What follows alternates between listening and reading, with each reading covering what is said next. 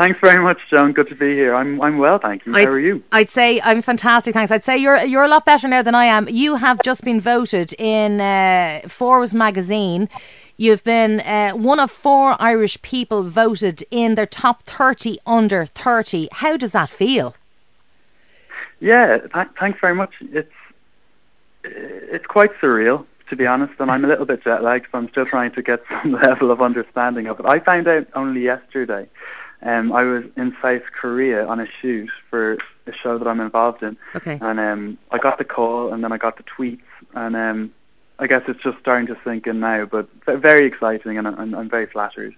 So, for people who don't know, Jonathan, you work in the industry of advertising. So, when you went to college, is this what you always wanted to do?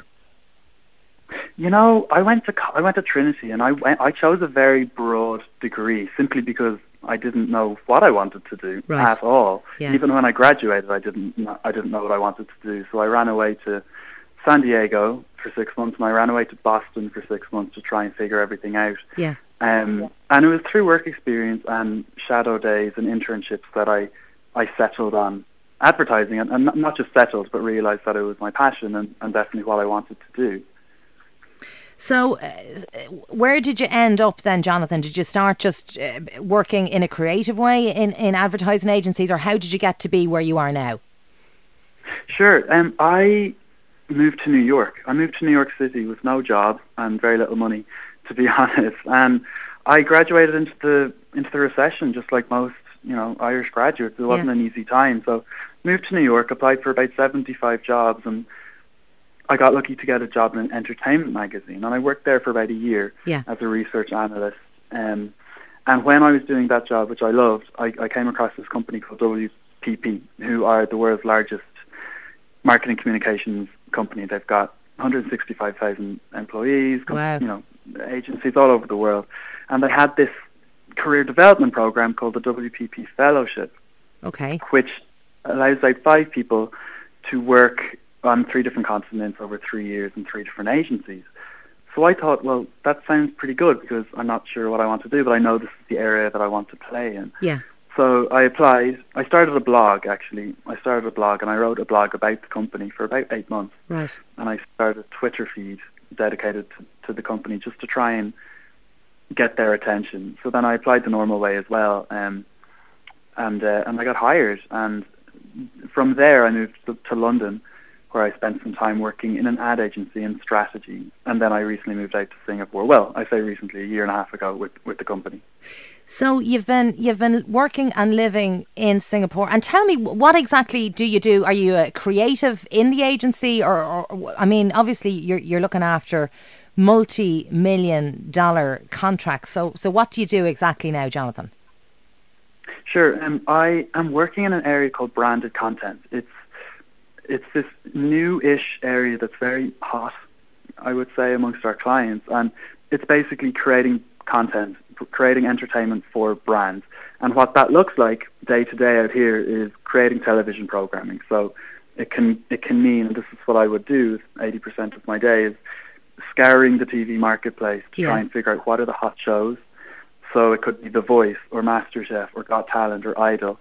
And I will go and broker a deal with the rights owners or with the distributors of these big shows to bring them to Asia for our clients, whether that's one of the brands we look after who want to do product placement or sponsor, or if we want to do one of the shows ourselves, we would do that. So yeah, there's a lot of money at stake, but it's a really exciting industry. And when I say branded content, it's about getting people to tune into something rather than us throwing out 30-second ads or I gotcha. ads at them and hoping for the best. When people meet you, Jonathan, or I know advertising, the industry, and what you're doing, I know it's not quite, advertising per se as we know it, but I know it's a very young industry. When people meet you though, Jonathan, do they say, hang on a minute, where's your boss? Or, you couldn't be doing this deal? Sometimes, John, and they say in this industry it's good to have some grey hairs because then you get a little bit of respect that way.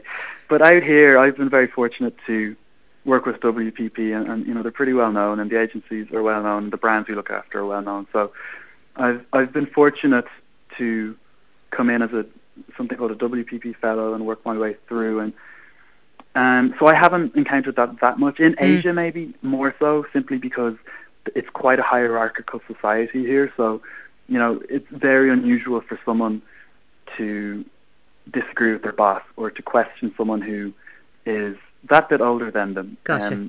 Whereas in the West, that's okay to go back and forth with your boss or with your colleagues. But in certain markets in Asia, it's very hierarchical. So that's been a learning for me, but it's been a really interesting ride.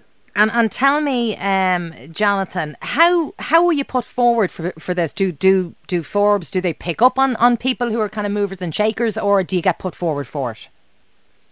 I think it can work a number of ways, and I still haven't got to the bottom of exactly how I ended up on this list. But I think for me, I was nominated, I think, by our CEO at Group M, one of our managing directors at least, and Group M is the media investment management arm of WPP for who I work. So I think it's through nominations, but it's also through Forbes go out and they do their due diligence and they find out what's going on in different markets around the world and in different advertising landscapes and different agencies, be it client side or agency side, and then they cull from maybe 10,000 nominees to or whatever amount to a final 30. So and that's how I'm still not quite.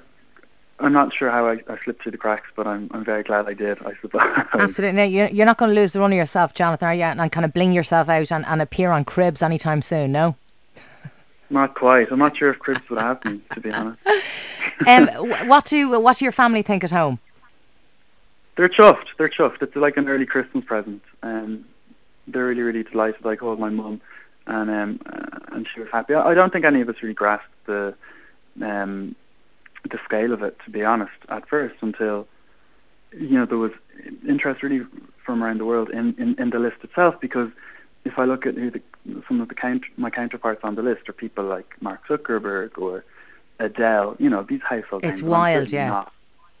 And I'm certainly not one of those. But in my field and what I'm doing out here, I'm very flattered to be on the list. So with all that media, it's been interesting. You obviously deserve it.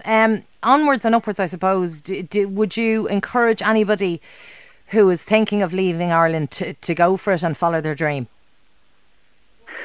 I'd say it's a case-by-case basis. I didn't leave Ireland because I did not like Ireland. I left, and I would happily return to Ireland.